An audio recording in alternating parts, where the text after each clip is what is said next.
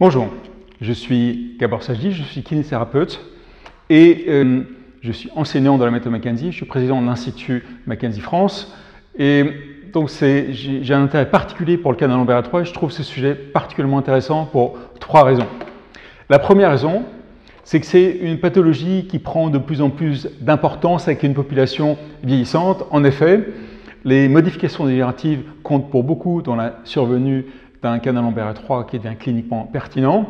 Et de ce fait-là, avec une population vieillissante, on va en avoir de plus en plus. Deuxièmement, c'est une pathologie pour laquelle il y a des diagnostics différentiels un petit peu confondants, avec notamment la claudication intermittente vasculaire. Donc c'est important de bien comprendre le canal lombaire étroit. Ça peut aider certains patients si on sait différencier entre la sémiologie clinique d'un canal lombaire étroit qui donne une claudication intermittente neurogène d'une claudication intermittente vasculaire. Et dernièrement, et la troisième raison qui est aussi importante que les précédentes, c'est qu'en fait, il y a des traitements conservateurs qui fonctionnent très bien, pas chez tous les patients, mais qui fonctionnent chez un certain nombre d'entre eux. Il y a des débuts de preuves scientifiques pour montrer que ça peut fonctionner et redonner de la fonction à ces patients. Et du coup, c'est vraiment bien important d'identifier ce groupe pour pouvoir appliquer ces stratégies thérapeutiques.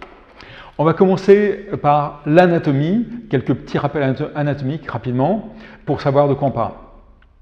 Donc, on va commencer par définir les différents espaces liés à cette pathologie, en commençant par le canal central. Donc, comme vous le savez, donc, le canal central, c'est une succession d'anneaux osseux. L'anneau est défini par la partie postérieure du corps vertébral, les pédicules, les lames, donc cet anneau osseux. Et puis, entre ces anneaux osseux se trouvent des tissus mous, avec en particulier le disque devant, et puis postérieurement les ligaments jaunes et latéralement les foramen intervertébraux. La raison pour laquelle ça présente un intérêt de différencier entre la partie osseuse et la partie tissu mou du canal, c'est que la partie osseuse n'est que très peu affectée par les mouvements et par les positions. Autrement dit, que soyez en flexion ou en extension, bien entendu, la taille de l'anneau osseux ne change pas. En revanche, la partie tissu mou, celle dans laquelle il y a le disque et le ligament jaune, elle est fortement influencée par les mouvements et par les positions. Et comme on va se le remémorer, la flexion ouvre le canal et l'extension la ferme. Donc ça, c'est pour la partie centrale du canal. Maintenant, la partie latérale du canal. Donc au niveau osseux, d'abord, on a le récissus latéral, ici figuré en vert, et vous voyez qu'il est défini en avant par la partie postérieure du corps vertébral, latéralement par les pédicules et postérieurement par la lame. Et donc c'est là que transitent, une fois qu'elles sont sorties du sac dural, les racines en direction du foramen intervertébral. Quand on est vraiment en regard du disque maintenant, on a le foramen intervertébral et qui est délimité en haut et en bas par les pédicules. On le voit sur l'image de droite. Et alors, la raison pour laquelle c'est intéressant de distinguer le canal central du canal latéral, c'est qu'en fait, si jamais le problème réside dans le canal central, ça va affecter toute la queue de cheval et donc, en théorie, on devrait avoir quelque chose qui est bilatéral et qui est multiradiculaire. En revanche, il peut y avoir des asymétries, juste un canal, un récissus latéral étroit, ou juste un foramen qui est sténotique. Et à ce moment-là, ça va avoir le même comportement clinique qu'un canal lombaire étroit, c'est-à-dire que la flexion et la délordose ouvrent, la lordose et l'extension ferment, donc c'est le même comportement clinique, mais ça pourrait être unilatéral et monoradiculaire. Bien, maintenant qu'on a précisé l'anatomie, parlons un petit peu de la biomécanique et juste on va se repréciser pourquoi le canal rachidien s'ouvre en flexion et se ferme en extension. Pour ce faire, on va regarder une préparation anatomique qui est la suivante, ici, figurée devant vous. Donc là, il y a une colonne qui a été disséquée et vous voyez ici le sacrum qui est fiché dans un bloc de résine. Vous voyez le premier disque L5 et 5, et vous voyez le corps vertébral de L5. Et par ici derrière, on a la colonne vertébrale. Et donc, on va regarder deux fois cette vidéo. Et dans le premier visionnage, on va se concentrer sur l'avant du canal, autrement dit sur l'annulus postérieur. Donc si je mets maintenant en mouvement cette vidéo, vous voyez qu'en flexion, l'annulus se tend. On écarte les berges postérieures des vertèbres, l'annulus se tend. En revanche, quand vous allez en extension, il se replie, il bombe vers l'arrière. Donc on voit très nettement à quel point la flexion ouvre l'avant du canal et à quel point l'extension fait bomber l'annulus et ça empiète sur le canal. Maintenant, on va regarder une deuxième fois cette vidéo et vous allez vous concentrer sur, ici, derrière, là, sur le ligament jaune. Et donc, en vous concentrant sur ce ligament jaune, vous voyez là encore qu'à quel point la flexion écarte les lames, tend le ligament jaune, et qu'en revanche, l'extension rapproche les lames et que ce ligament jaune se replie un peu sur lui-même et qu'il bombe vers l'intérieur. Alors, ce que vous voyez ici est relativement peu marqué, mais il faut se souvenir que, tragiquement, la préparation anatomique qu'on voit sur cette vidéo est la colonne vertébrale d'une jeune fille qui est morte à l'âge de 26 ans en pleine santé discale. Mais ce qu'on est en train de voir sur cette vidéo sera beaucoup plus marqué quand on est en présence d'un segment dégénératif. On va revenir un petit peu là-dessus plus tard.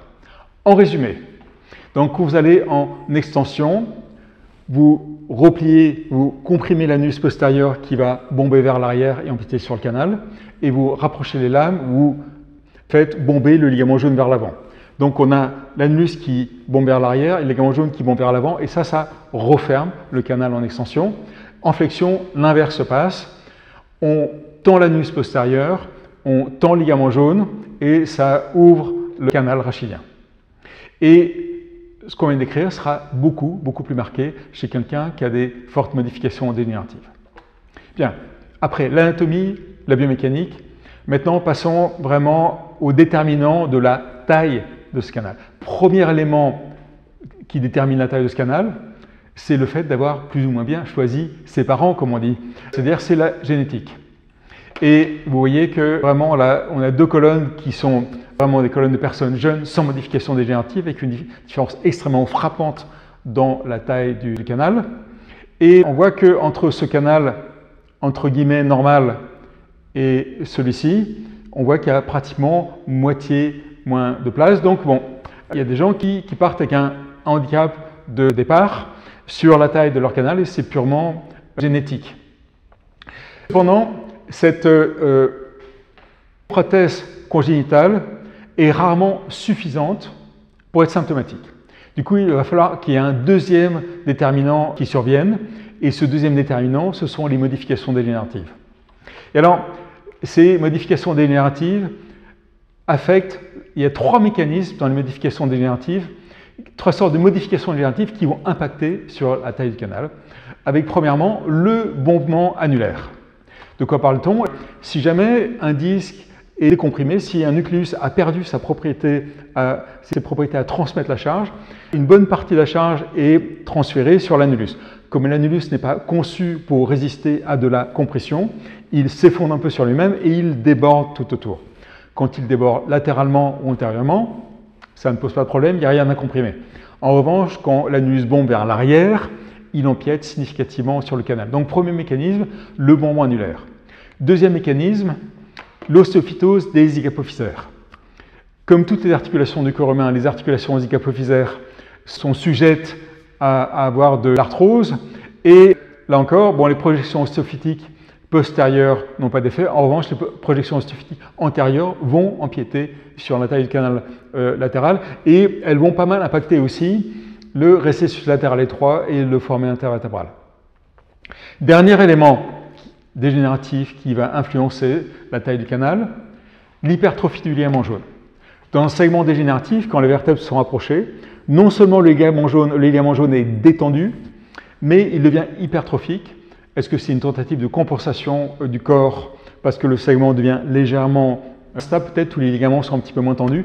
Toujours est-il que c'est très largement décrit que dans les segments dégénératifs, le ligament jaune devient plus épais et ça n'arrange pas l'affaire de notre patiente parce que du coup, ce ligament jaune à l'arrière du canal occupe aussi de l'espace et réduit la taille du canal. Quelles sont les dimensions habituelles du canal central? Là, ce sont des données tirées du livre de Bogduck, Anatomie clinique du rachis tombal et sacré, que je vous recommande chaleureusement. Et nous n'avons aucun conflit d'intérêt parce que ce sont les éditions Elsevier qui l'éditent. Comme on le voit, la queue de cheval en elle-même fait peut-être plus ou moins 1 cm de diamètre. Donc quand on est en L5S1, on voit qu'il y a pratiquement 2 fois dans le rachis sain et de dimension normale, il y a pratiquement 2 fois les dimensions de la queue de cheval dans le plan antéro-postérieur et pratiquement 3 fois dans le plan latéral. Donc on voit qu'en temps normal, la queue de cheval est relativement à l'aise dans ce canal rachidien. Et ce que décrivent les pathologistes, c'est qu'on a un petit peu du mal à trouver vraiment un cut-off vraiment clair, une taille à partir de laquelle ça devient symptomatique, mais ce qu'on lisait jusqu'à il n'y a pas si longtemps, c'est qu'il y avait un canal lombaire étroit dit relatif et un canal étroit dit absolu. Donc canal étroit relatif, si le diamètre antéro-postérieur est, suivant les hauteurs, inférieur à 12, à 11 ou à 10 mm, ou si le diamètre transversal est entre 15 et 18 mm, on a un canal étroit qui est parfois symptomatique et parfois qui n'est pas. C'est pour ça qu'on appelle un canal lombaire étroit relatif. Par contraste, le canal lombaire étroit absolu, qui était en premier décrit par Verbier dans les années 80, donc il y a assez longtemps, était que si la dimension antéro-postérieure est inférieure à 10 mm, ou la dimension latérale inférieure à 15 mm, avec une surface inférieure à 76 mm², à ce moment-là, c'était en principe tout le temps symptomatique. Et maintenant, on va mettre ça en perspective avec la réalité clinique, notamment cette étude de Kalichman qui nous éclaire un peu plus sur ces statistiques épidémiologiques et sur ce qui est du canal lombaire absolu ou relatif. Donc, sur une grande population de personnes âgées de plus de 60 ans, et même la plupart avaient plus de 70 ans, il a trouvé que 47%, presque la moitié d'entre eux, avaient un canal lombaire étroit relatif. Et sur cette population-là, seulement 22% étaient symptomatiques. Donc on voit que ce n'est pas du tout systématique, bien sûr, pour ces populations-là, que ça devienne symptomatique. Pour la même cohorte d'individus, il a trouvé que 19% avaient un canal lombaire étroit absolu. Et dans ce groupe-là, il y en a tout de même 6% qui étaient asymptomatiques. Ça montre bien que même si c'est rare, il peut y avoir, même si c'est rare, il est tout à fait possible d'avoir un canal lombaire étroit de moins de 10 mm antéro-postérieur et de ne pas être symptomatique. En revanche, il y a quelque chose de très étonnant qu'ont trouvé certains auteurs dans la littérature, c'est qu'il y a des personnes qui ont une IRM apparemment normale, il n'y a pas de canal lombaire étroit, et qui pourtant ont la sémiologie d'un canal lombaire étroit. Alors comment se fait-il? Déjà, les premiers qui ont remarqué des anomalies dans la correspondance entre la taille du canal et la symptomatologie, c'était Geisser, dans cette étude de 2007, qui a montré qu'il n'y a pas de proportionnalité entre la taille du canal et la symptomatologie du patient. Il y a plusieurs explications à cela, mais probablement que l'explication principale réside dans ce que je vais vous présenter maintenant. C'est-à-dire que l'imagerie, les IRM, sont quasiment tout le temps pris en décharge.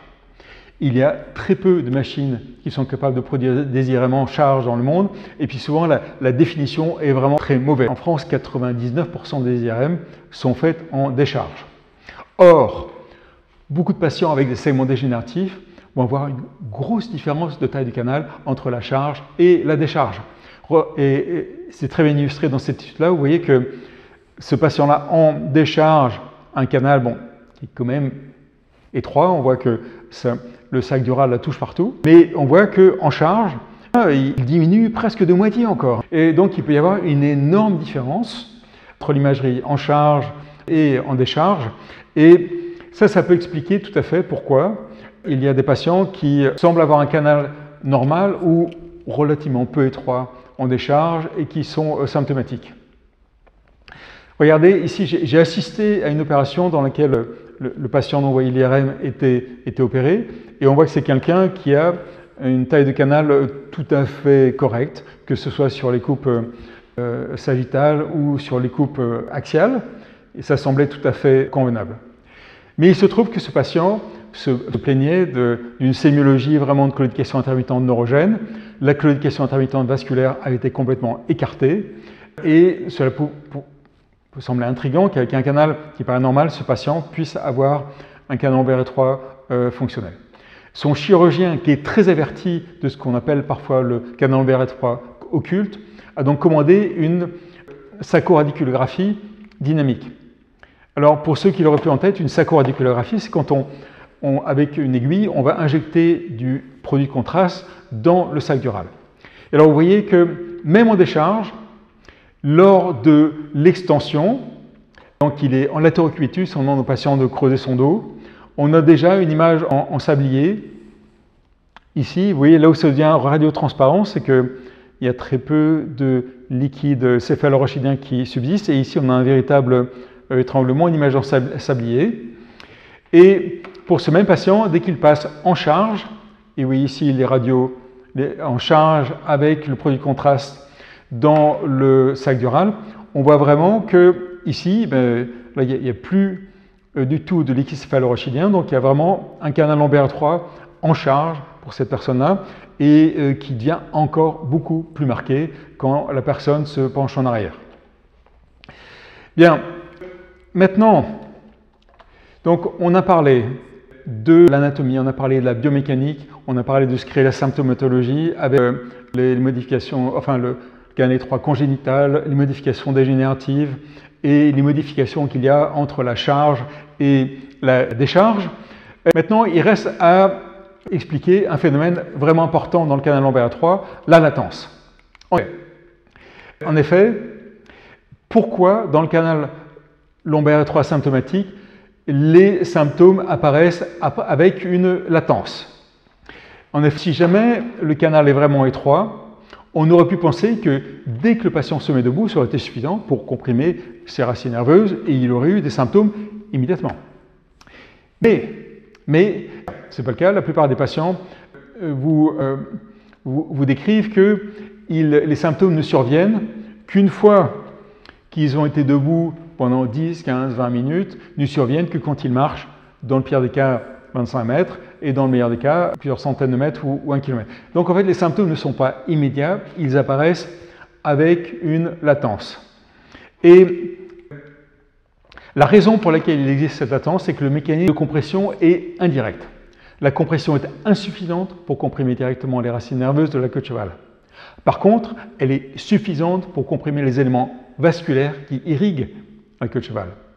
Dans les artères, la pression sanguine est importante et le sang passe même avec une compression, mais il n'en va pas de même dans les veines dans lesquelles la pression sanguine est basse. Avec la compression, les veines sont partiellement obstruées. De ce fait, le sang veineux s'évacue mal, ce qui aboutit à ce que le sang artériel arrive aussi plus lentement, et la conséquence est qu'une hypoxie s'installe. Donc, en résumé, le mécanisme de production des symptômes dans le canal lombaire étroit n'est pas une compression directe, mais une hypoxie qui induit la compression sur les structures artério-veineuses. Et le fait que cette ischémie est partielle explique la latence. Il faut que l'hypoxie ait le temps d'atteindre un seuil critique pour que l'effet s'en fasse sentir. Maintenant qu'on a posé toutes ces bases, on va décider comment établir cliniquement qu'un canal lombaire étroit ou canal lombaire étroit est radiologiquement pertinent. Parce qu'en fait, vous allez régulièrement avoir des patients qui viennent avec un diagnostic de canal lombaire étroit qui parfois ne sera pas pertinent.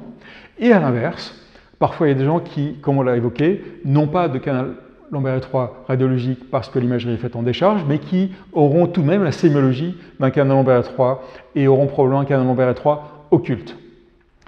Donc maintenant, nous allons voir ensemble les éléments cliniques qui vous permettent d'arriver à la conclusion qu'il y a un canal lombaire étroit pertinent. Premier élément, l'âge. L'âge. Comme on l'a vu, l'étroitesse congénitale est rarement suffisante, il faut des modifications dégénératives.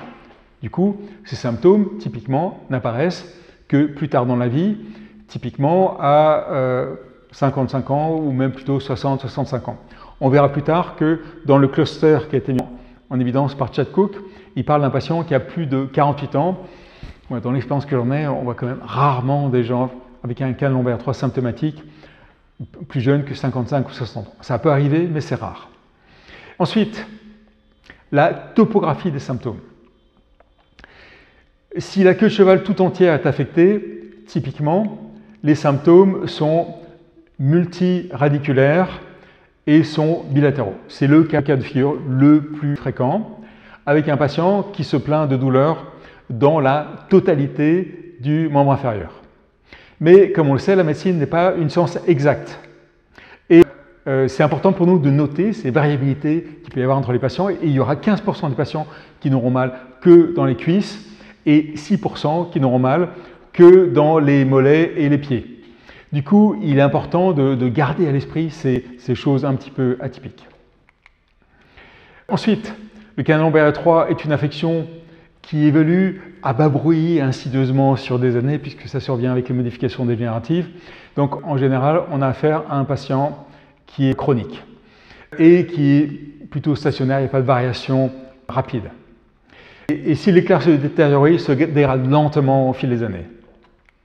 Tout ça est survenu insidieusement et sans raison apparente, même si parfois, ce qui l'amène à consulter, c'est qu'il y a un élément qui est survenu qui fait que ça s'est accentué, mais le plus souvent, ils viennent par lassitude. Les symptômes sont intermittents. Pourquoi sont-ils intermittents? Simplement, ils ne sont pas là quand le patient ouvre le canal et ils seront là quand il ferme son canal. Donc les symptômes sont, même s'il est là tous les jours, sont par nature intermittents. Et ils sont donc dans les membres inférieurs intermittents. L'archétype du patient qui souffre d'un canal lombaire étroit est présenté sur ces illustrations. C'est un patient qui est pire quand il marche, qui va avoir une claudication intermittente quand il marche. Il a des douleurs, il a des lourdeurs qui s'installent dans les jambes quand il marche, jusqu'à un point où il est obligé soit de s'asseoir, soit de s'accroupir pour ouvrir son canal. Et puis, s'il reste accroupi un petit bout de temps, s'il s'assied un petit bout de temps, il peut repartir jusqu'à ce que les symptômes surviennent à nouveau. Donc il y a une espèce de cycle qui se répète, un peu comme la claudication intermittente vasculaire.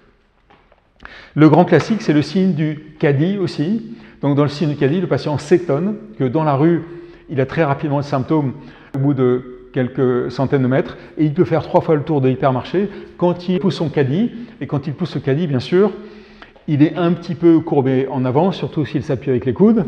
Et il peut aussi être en décharge partielle. Donc c'est ce qui explique qu'avec le caddie, il peut faire 3 fois le tour de l'hypermarché. Donc en résumé, on va voir quelqu'un qui est pire debout, surtout debout stationnaire, qui est pire quand il marche avec une notion de latence et une notion de durée. Et ce patient va nous dire qu'il est mieux quand il pousse son caddie au supermarché. Il va nous dire que quand il est en train de... S'il se penche en avant, ça va mieux. Et un signe qui est extrêmement pathognomique, et on voit ici que le ratio de vraisemblance positive est quand même fort, 6,4, c'est si un patient vous dit quand je marche, j'ai cette douleur qui s'installe dans mes membres inférieurs, et si ensuite je me courbe en avant, eh ben, je peux retrouver une marche indolore, je peux continuer à marcher, mais sans douleur. Et ça évoquera pour vous peut-être l'image de certaines personnes que vous avez vues parfois dans la rue, et des petits vieux qui marchent comme ça. Il est probable qu'un certain nombre d'entre eux ont un canal lombaire étroit. Ce même patient est aussi soulagé quand il est en position assise, on l'a vu, il ouvre son canal, il est aussi soulagé quand il est accroupi et il va être soulagé quand il est allongé. Voici le cluster de Chad-Cook, vous voyez qu'il comprend l'âge, le fait qu'il ait des symptômes bilatéraux dans le membre inférieur qui sont au-delà de la fesse, il est pire à la marche et mieux assis. Et vous voyez que dans ce cluster, si le patient en a 4 sur 5, la spécificité est excellente et le ratio de ressemblance est très bon aussi. Si jamais il a 5 sur 5 de ces symptômes, véritablement, le diagnostic est fait. Ensuite, quand vous examinez l'examen physique du patient, quand vous observez le patient, la plupart du temps, il sera en délordose, comme vous voyez sur ces différentes images. Bon, là c'est un petit peu caricatural, ou là aussi, mais ce genre d'image de quelqu'un qui a une lordose très plate, ou comme ce monsieur ici.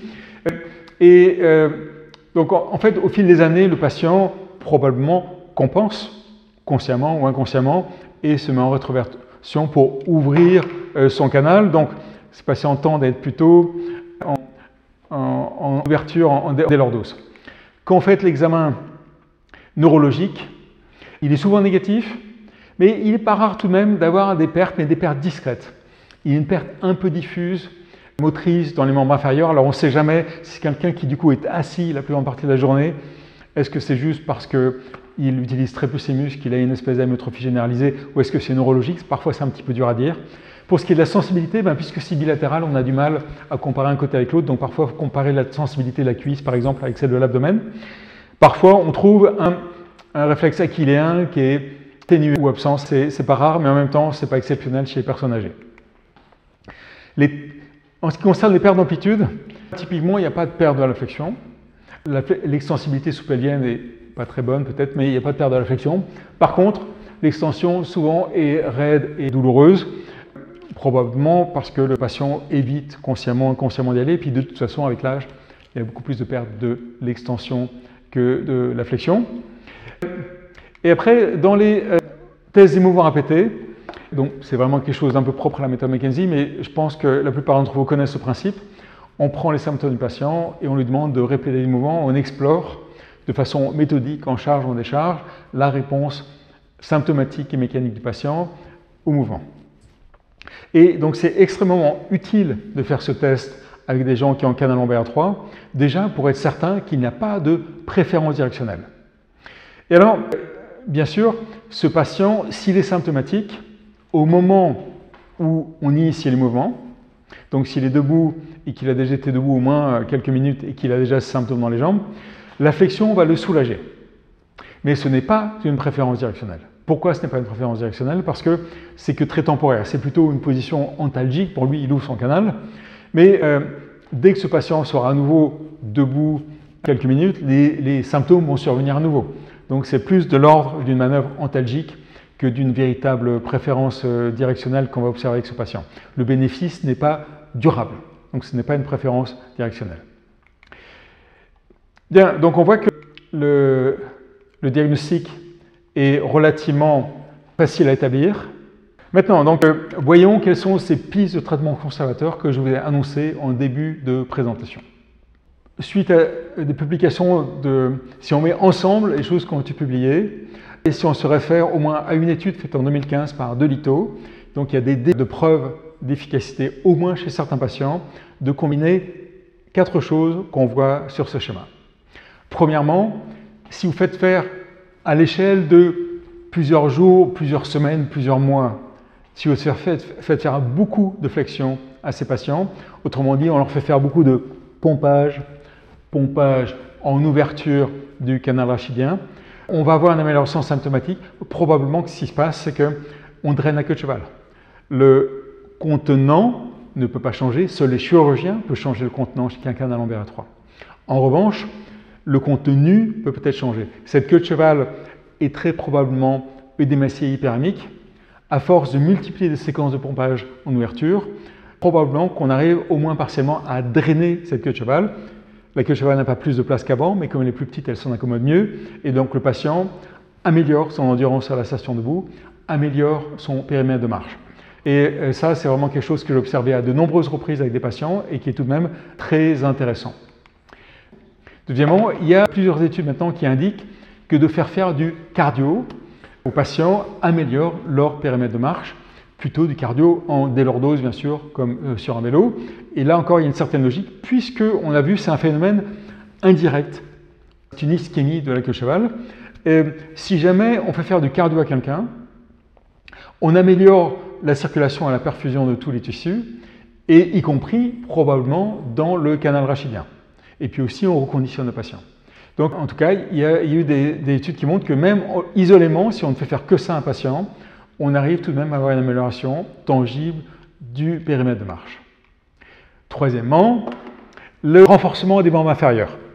Ces patients-là, qui depuis des années sont dans une sédentarité un petit peu forcée parce que dès qu'ils marchent, ils ont mal au niveau des membres inférieurs, si jamais vous leur faites faire un renforcement des membres inférieurs, et des choses simples, des choses qu'ils peuvent faire à la maison, peut-être en se tenant au dos d'une chaise, de faire des squats ou alors de faire des squats contre un mur ou tout un ensemble d'exercices simples de renforcement des grands groupes musculaires des membres inférieurs aide à redonner une périmètre de marche.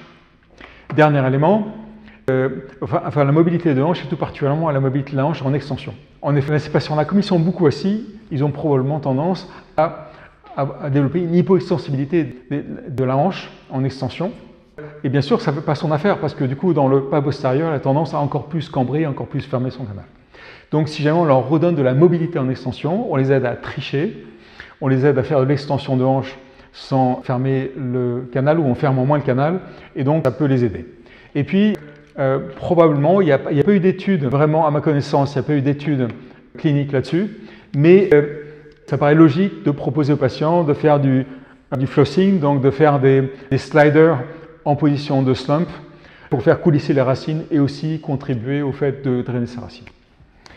Voilà, donc combinaison de beaucoup de flexion, cardio en flexion, renfort des membres inférieurs, extensibilité, mobilité de la hanche et tout particulièrement l'extension et peut-être du travail neurodynamique.